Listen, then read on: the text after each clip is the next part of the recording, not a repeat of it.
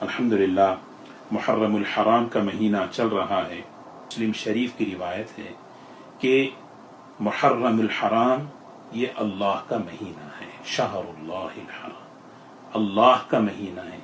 اس مہینے کو اللہ نے یہ مقام عطا فرمایا، یہ اللہ کا مہینہ، یعنی حرمت کے اعتبار سے، احترام کے اعتبار سے، مقام کے اعتبار سے یہ مہینہ۔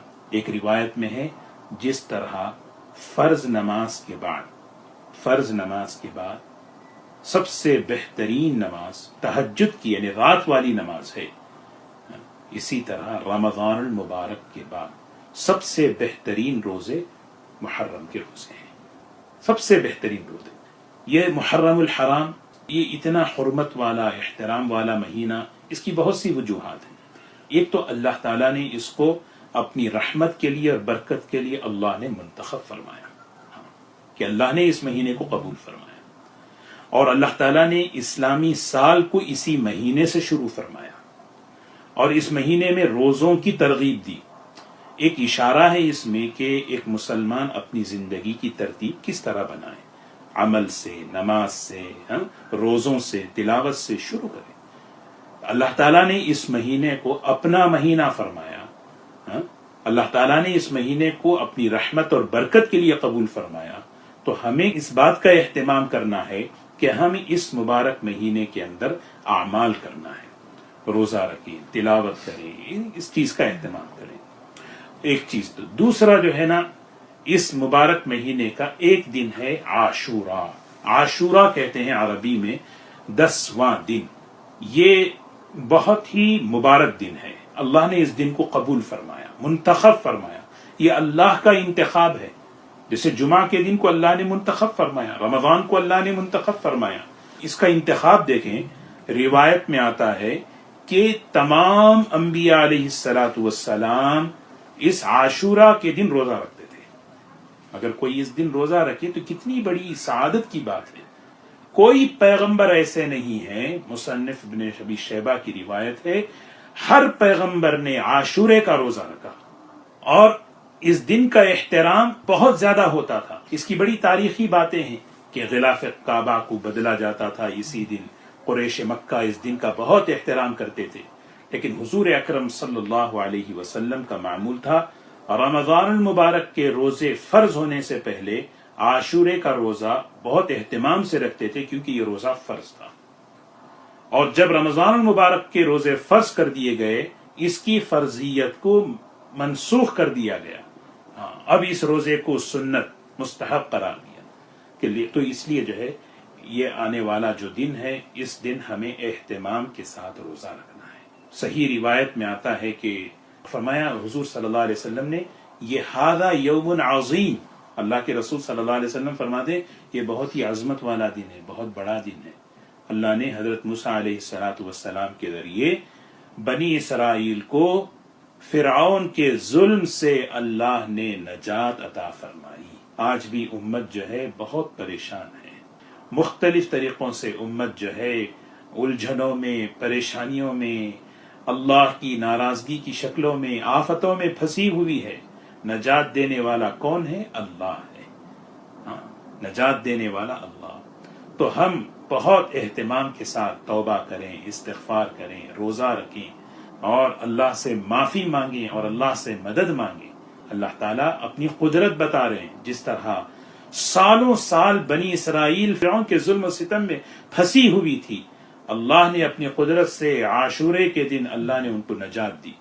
تو یہودی اس کا شکر ادا کرنے کے لیے روزہ رکھتے تھے، تو اللہ کے رسول صلی اللہ علیہ وسلم نے فرمایا ہم تو اس سے زیادہ مستحق ہیں، اور آپ مدینہ منورہ میں اہتمام سے روزہ رکھتے تھے عاشورے کا۔ اور پھر جس سال آپ کی وفات ہوئی، اس سے پہلے محرم کے عاشورے میں آپ نے یہ بات فرمائی، اگلے سال اگر میں زندہ رہوں تو اس روزے کے ساتھ ایک اور روزہ میں ملا لوں گا، تاکہ ان کی مشابہت نہ ہو۔ تو اللہ کے رسول صلی اللہ علیہ وسلم اس آئندہ سال کے عاشورہ آنے سے پہلے ہی آپ دنیا سے رخصت ہو گئے۔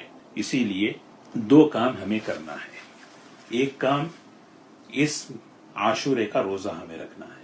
علامہ انور شاہ کشمیری رحمۃ اللہ علیہ بہت بڑے محدث ہیں، انہوں نے جو ہے اس کی 3 ترتیبیں بتائی ہیں حدیث کی روشنی میں کہ عاشورے کا روزہ کس طریقے سے رکھے. اللہ تعالیٰ توفیق دے تو سب سے پہلے 9، 10، 11 رکھ سکتے ہیں تو بہت اچھا ہے. دوسری ترتیب یہ ہے 9، 10 یا 10، 11. تیسری ترتیب کم از کم عاشورے کے دن روزہ رکھ لیا جائے. یہ بھی برکتوں سے. اور اس کی فضیلت کیا ہے؟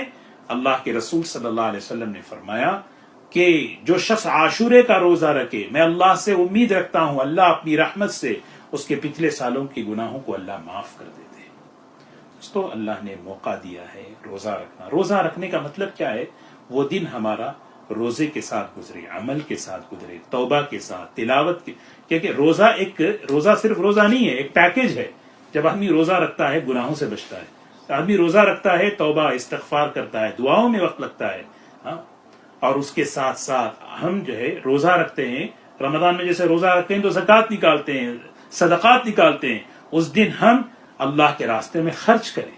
ہاں، اسی لیے دوسرا عمل کیا ہے؟ اپنے گھر والوں پر، اپنے رشتہ داروں پر، اپنے مستحقین پر ہم جو ہے خرچ کریں. من وسع علی عیالہ.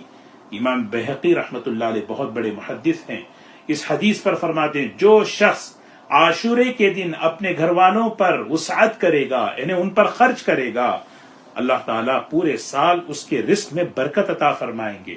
یہ حدیث بیان کرنے کے بعد حضرت یہ فرماتے ہیں کہ یہ حدیث سند کے اعتبار سے اگرچہ ضعیف ہے لیکن اتنے طریقوں سے یہ روایت آئی ہے، اس پر جو ہے عمل کرنا فضائل میں بہتر ہے، اس کو عمل کر لینا چاہیے. اور پھر حضرت سفیان ثوری رحمت اللہ علیہ بہت بڑے محدث ہیں، انہوں نے فرمایا کہ اس حدیث پر میں نے عمل کیا اور اس کا تجربہ میں نے اپنی زندگی میں دیکھا. تو ابھی جو ہے دیکھیں حالات کیسے ہیں مختلف علاقوں میں. اپنے گھر والوں پر، اپنے رشتہ داروں پر، اپنے حضور صلی اللہ علیہ وسلم کی امت پریشان ہے، ان پر خوب خرچ کریں، صدقہ نکالیں، زکوٰۃ نکالیں، جو بھی خرچ کر سکتے ہیں. اللہ تبارک و تعالی عمل کی توفیق دے. نہیں کرنے کے کام تو بہت ہیں، کرنے کے کام تو یہ 2 ہیں کہ ہم روزہ رکھیں دن اعمال کے ساتھ، توبہ و استغفار کے ساتھ، اور اللہ کے راستے میں خرچ کریں اپنے گھر والوں پر، اپنے رشتہ داروں پر، غریبوں پر. وآخر دعوانا الحمد للہ رب العالمین.